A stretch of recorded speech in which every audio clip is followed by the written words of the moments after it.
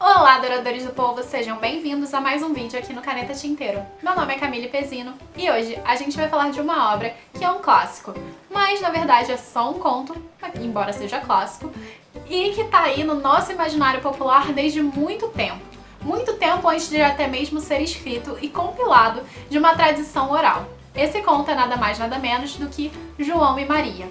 Essa adaptação aqui foi escrita pelo Neil Gaiman com apoio e a ilustração de Lorenzo Mattotti. A edição foi publicada pela editora Intrínseca em 2015 e está maravilhosa. Então vamos conferir a resenha desse livro aqui? Fazendo um resumo de João e Maria. Bem, eu acho meio difícil que as pessoas não conheçam. Então eu vou fazer um resumo relevando e levando em consideração as adaptações feitas pelo Neil Gaiman. Ele segue muito a tradição dos contos dos irmãos Grimm ao falar de João e Maria aqui. Basicamente, são dois irmãos que estão vivendo em um período de recessão, um período de fome dentro da narrativa. Então, a mãe sugestiona ao pai, que é um lenhador, para que deixe as crianças na floresta e quem sabe eles e as crianças sejam capazes de sobreviver a esse período de fome. O pai, embora um tanto receoso, acata a decisão da mãe e leva as crianças. No entanto, no momento em que a mãe sugestiona isso ao pai, João estava acordado e consegue ouvir. É interessante levar em consideração que dentro do contexto histórico e não na obra, geralmente as crianças e os pais dormiam no mesmo cômodo. E não tinha muito essa noção de infância que a gente tem hoje. Então aqui, quando João escuta, ele entende o que vai acontecer e pega pedrinhas no rio. E se guia para ir e voltar para casa. Então, mesmo sendo abandonado, ele e Maria conseguem retornar. Só que, com isso, a mãe tenta de novo e o pai também. Ainda que o pai esteja angustiado por tentar. Só acho que se você tá angustiado por tentar uma coisa dessa, você não faz, né? Mas tudo bem.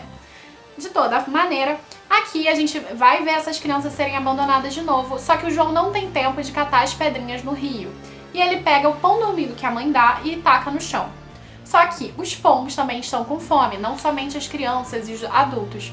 E com isso, eles não conseguem mais voltar para casa e param na casa de uma senhora, que no conto dos irmãos Grimm era uma bruxa, e aqui é somente uma senhora que quer, sabe, mastigar o João, se alimentar também. Todo mundo tá com fome, a bruxa, a velha também.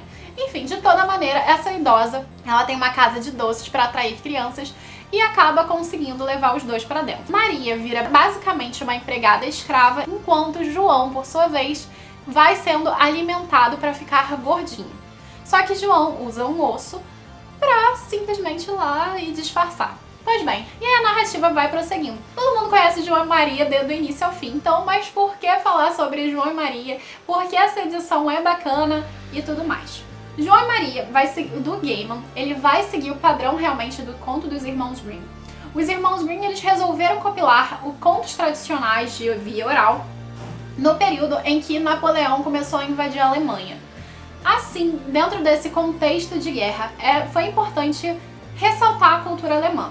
Contudo, João e Maria é um conto que não pertence só à Alemanha. Tanto é que você tem a versão italiana Nenilo e Nenella, que é uma versão também antiga dessa tradição. O que acontece? Basicamente, o conto ele é compilado em mais ou menos 1800. E como ele fala de um período de fome e canibalismo, e é interessante aqui que o próprio texto ele vai ressaltar um período de uma guerra que, na verdade, foi considerada dentro do período histórico como a Grande Fome, que foi num período de 1300, 1315. Aqui ele vai narrar como se fosse 1315 fechado, mas eu acredito que esse estudo e esse período seja muito mais longo do que isso. Então, essa fome foi ocasionada em diversas partes da Europa.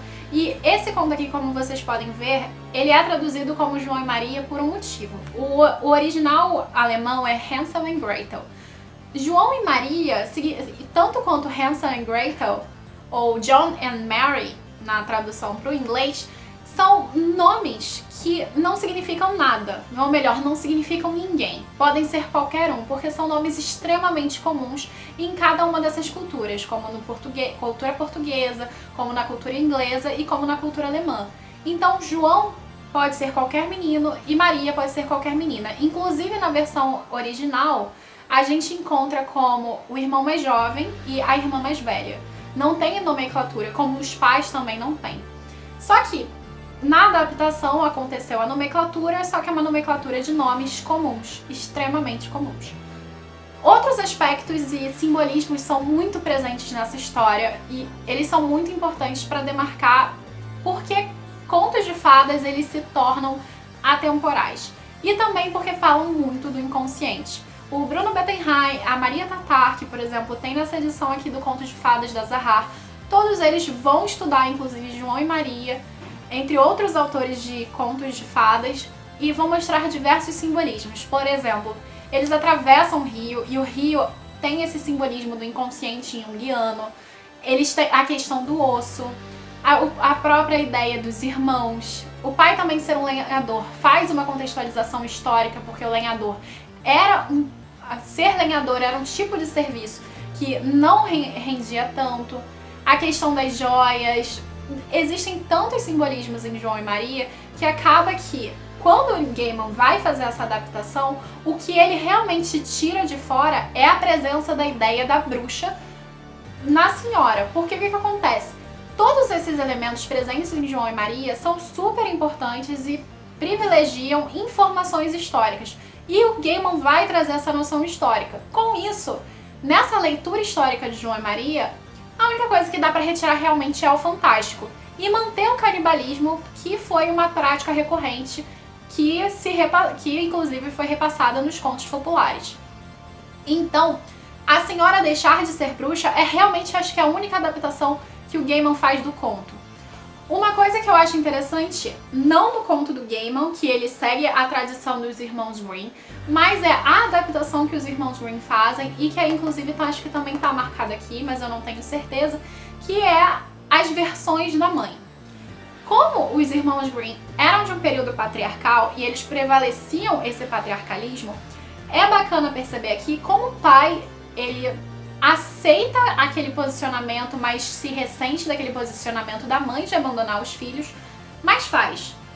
Enquanto no original, o pai e a mãe chegam a essa conclusão juntos, enquanto aqui, e tanto nas versões dos irmãos Grimm, se eu não me engano, a partir da quinta versão isso fica mais até marcado, é o seguinte, que a mãe é a única culpada por abandonar os filhos. E eu gosto muito do contraponto que é feito entre a mãe e a senhora, ou a bruxa, que ambas morrem. Quando a bruxa morre é como se a mãe morresse. Então o feminino aqui, com exceção de Maria, é um feminino maldoso, maligno, assombroso, e que se volta para essa questão da bruxaria, da maldade, etc. Em contraposição a isso, a gente tem a Maria, que é uma das únicas personagens femininas que é, na verdade, a heroína que salva o fim do dia. Porque é ela quem assassina a bruxa. Existe o contraponto do feminino e do masculino, por mais que priorize o patriarcado. E isso a partir da versão dos irmãos Grimm.